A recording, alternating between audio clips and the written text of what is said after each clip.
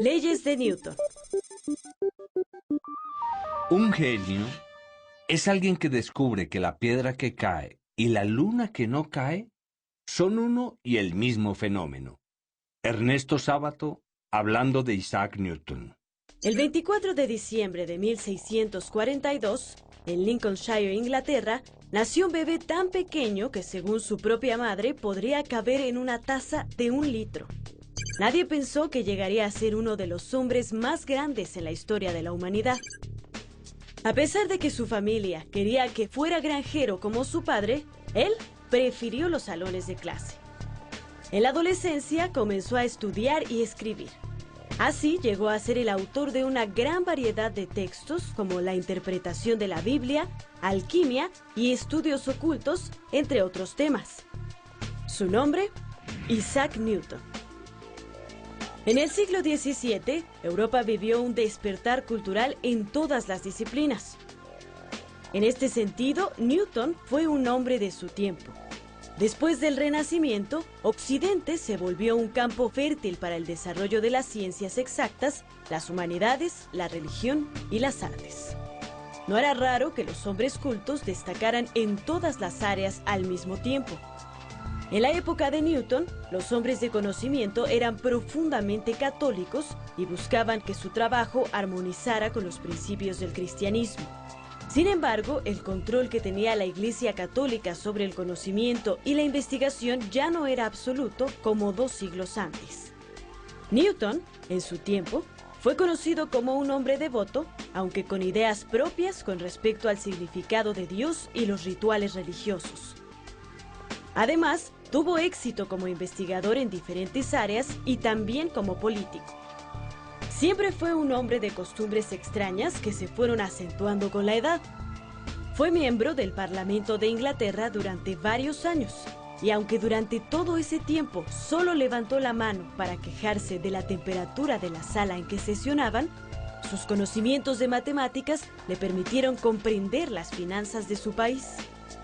Como funcionario, revolucionó varios aspectos de la economía nacional, y su labor política le valió el título de Caballero de la Corona.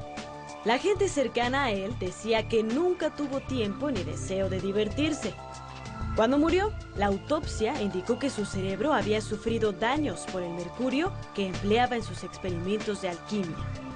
La vida de Isaac Newton sin duda está llena de sorpresas.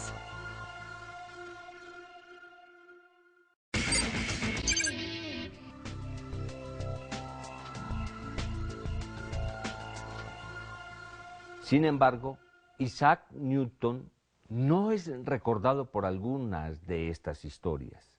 El trabajo que lo hizo ser parte del conocimiento de la humanidad, según la anécdota, es que un día vio caer una manzana de un árbol mientras meditaba en el campo. A partir de ese hecho tan sencillo, tuvo una idea genial: la noción de que todos los objetos se atraen entre sí, con una fuerza equivalente a su tamaño.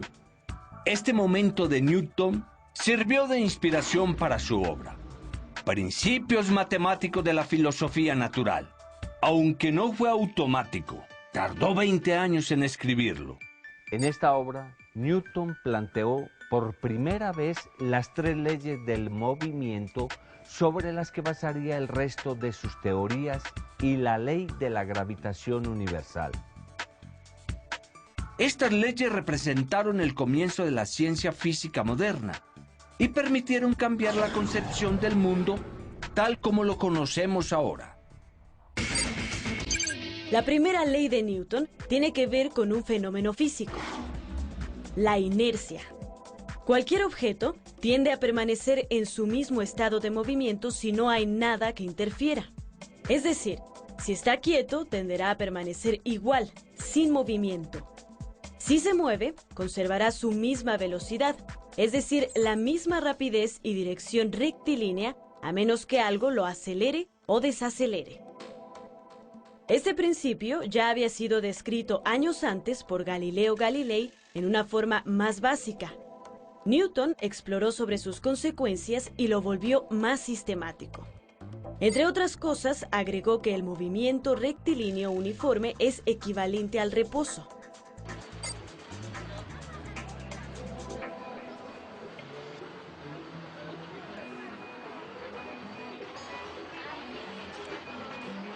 Un ejemplo claro de este fenómeno lo podemos sentir cuando visitamos los juegos mecánicos. Como puede ser en la Medusa.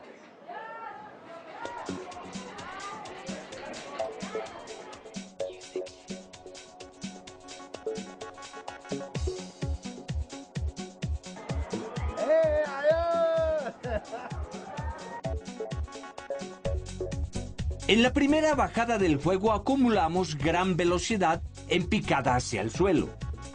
En el momento que el carrito llega al fondo y violentamente cambia su dirección para subir a otra cuesta, nuestro cuerpo, y en especial nuestro estómago, tenderá a seguirse moviendo en la dirección que llevaba antes, es decir, hacia el suelo. Es por eso que sentimos que se revuelve el estómago justo en la primera bajada del trayecto.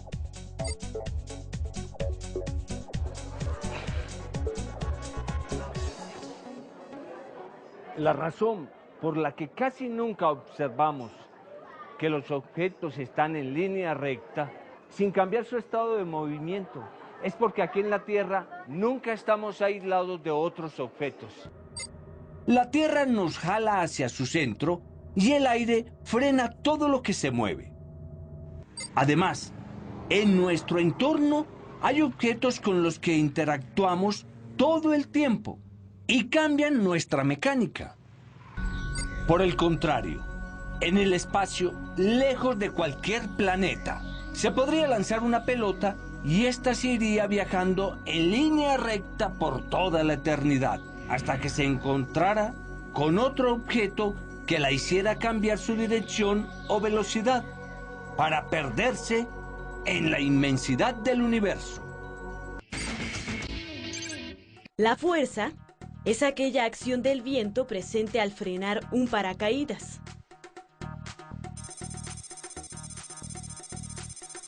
Es lo que hace que una bola de billar salga disparada al ser golpeada por otra. También, la fuerza es la que nos mantiene pegados al suelo aquí en la Tierra y hace que todo caiga si no lo detenemos. Las fuerzas en física son la acción de un cuerpo sobre otro, y Newton encontró la forma matemática apropiada para describirlas.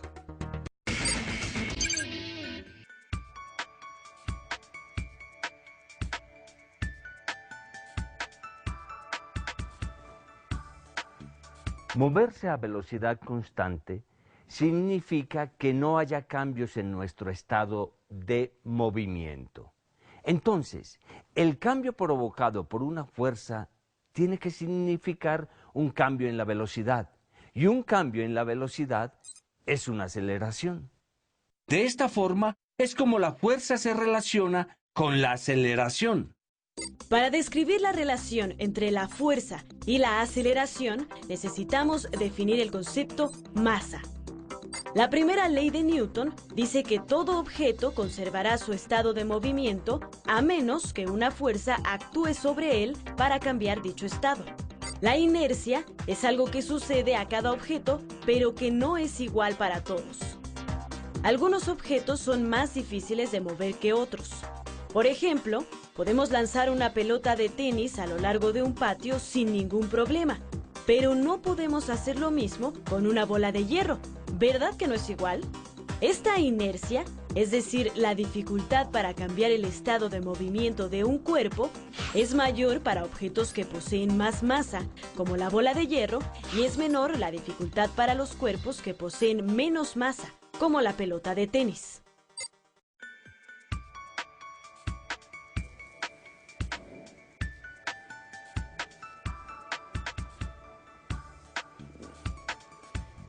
La masa de un cuerpo actúa entonces como la relación entre la fuerza que se aplica y su aceleración, ya que cambia la velocidad.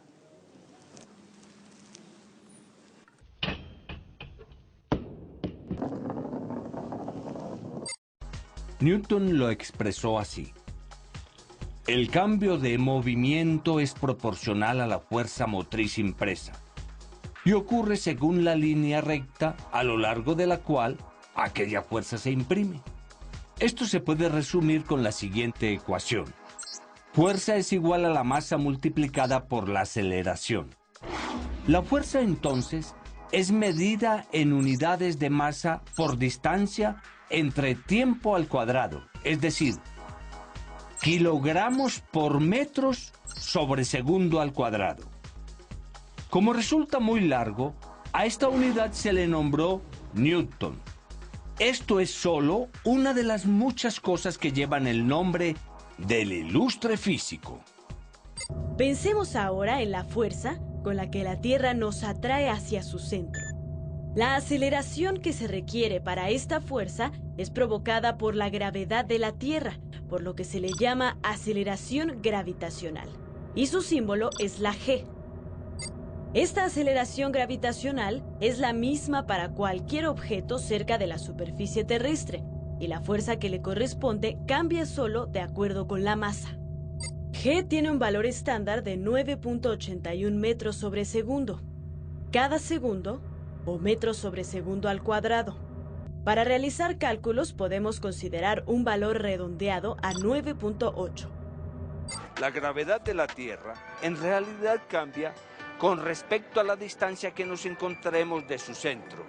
Si nos alejamos de la Tierra, la gravedad se va haciendo menor. Por ejemplo, en la cima de una montaña muy alta, la gravedad es ligeramente más pequeña, al igual que en un avión en vuelo. Y en el fondo de un valle o en las profundidades de una mina, es ligeramente mayor. Sin embargo, estos cambios de gravedad son tan pequeños, ya que la Tierra es tan grande que ni lo sentimos. Para fines prácticos, podemos decir que la gravedad a nivel medio del mar se puede aplicar para cualquier parte del planeta. Ahora veamos que masa no es igual que peso. La masa es una propiedad de todo objeto, como una medida de su inercia o de la cantidad de material del que está hecho. El peso es una fuerza que resulta de la interacción entre nosotros y la Tierra. Esta fuerza es la que acelera a todo objeto directamente hacia abajo, y es lo único que evita que salgamos volando hacia el espacio en cualquier momento. Lo que mide una báscula es el peso de un objeto, es decir, la fuerza con que la Tierra lo jala hacia abajo y por tanto la fuerza con la que el objeto estira un resorte o comprime un conductor eléctrico. Como la gravedad actúa igual para todo objeto cercano, lo que nos interesa al poner un objeto en una báscula es la masa. De ahí que la conversión de peso a masa, al dividir entre G, se haga automáticamente en la construcción de los aparatos y las básculas marquen kilogramos en vez de newtons. La tercera ley de Newton explica cómo actúan las fuerzas que define la segunda ley de Newton. Una fuerza nunca existe sola. Newton observó que siempre que un cuerpo aplica una fuerza sobre otro, el primer objeto siente exactamente la misma fuerza en sentido contrario. Al empujar una pared, la pared nos empuja a nosotros. Dicho de manera más formal, a toda acción corresponde una reacción de la misma magnitud y dirección, pero en sentido opuesto. Este enunciado puede aplicarse como un principio filosófico. Toda acción que realicemos en este mundo trae consigo una reacción de igual magnitud aplicada sobre nosotros. Sin embargo, las reacciones del complejísimo mundo humano no son fáciles de medir y cada paso que damos tiene repercusiones que se transmiten interminablemente. En física hay una rama, la mecánica, que sí puede medir con exactitud la fuerza con que interactúan los cuerpos. La segunda ley de Newton nos dice cómo calcularla y se puede representar por medio de un vector, dado que la fuerza tiene dirección y magnitud.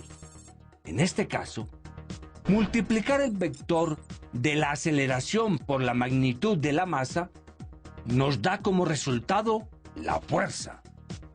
Esta fórmula y la tercera ley de Newton relacionada con el movimiento son siempre válidas, sin importar el origen de la fuerza. Los vectores resultantes son colineales, es decir, comparten dirección al igual que magnitud, solamente el sentido es inverso. Con esta fórmula podemos calcular cualquier fuerza que actúe sobre el movimiento de los cuerpos, siempre que podamos medir con precisión la aceleración y la masa. Entre otras cosas, podemos medir la gravedad. Sin embargo, a pesar de que seamos capaces de medir con exactitud la magnitud de la gravedad, eso no nos ayuda a comprenderla completamente. Es decir, podemos medirla, pero no sabemos cómo actúa y en qué consiste. Newton afirmó que era un campo de fuerza que actuaba a distancia, que rodeaba los cuerpos y los atraía entre sí cuando se encontraban a cierta distancia unos de otros. A ese campo de fuerza lo llamó campo gravitatorio. A los contemporáneos de Isaac Newton les sonó a una idea profana, es decir, irrespetuoso de las cosas sagradas, en la que se mezclaban la ciencia y la mística. Lo cierto es que aún hoy se siguen escribiendo teorías para describirla y explicarla. La más aceptada es la teoría de la relatividad.